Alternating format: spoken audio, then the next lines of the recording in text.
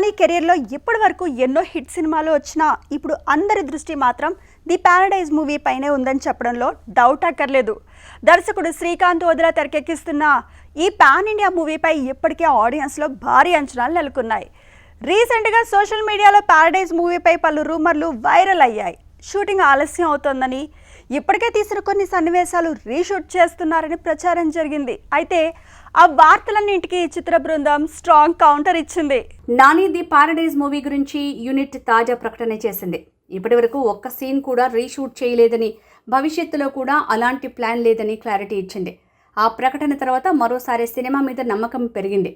ఎందుకంటే ఇప్పటికే విడుదలైన గ్లిమ్స్, షేర్ సాంగ్ సినిమాపై విపరీతమైన హైప్ తీసుకొచ్చాయి. పూర్తిగా కొత్త లుక్లో కనిపిస్తున్న నాని ఈసారి తన కెరీర్లోనే బిగ్గెస్ట్ వైల్డ్ పాత్రలో కనిపించబోతున్నారనే టాక్ వినిపిస్తోంది. ఇక్కడే అసలు చర్చ మొదలైంది.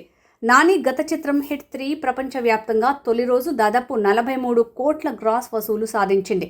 అంతకుముందు వచ్చిన దసరా కూడా మొదటి రోజు సుమారు 38 కోట్ల గ్రాస్ కలెక్షన్లు రాబట్టి అప్పట్లో నాని కెరీర్లో బిగ్గెస్ట్ ఓపెనర్గా నిలిచింది.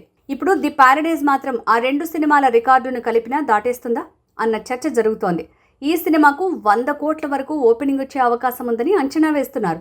నిజానికి నాని ఇప్పటి వరకు ఏ సినిమాతోనూ తొలి రోజు 100 కోట్ల క్లబ్లోకి వెళ్ళలేదు. కానీ గత కొన్ని మూవీస్తో ఆయన మార్కెట్ బాగా పెరిగిందనే చెప్పాలి.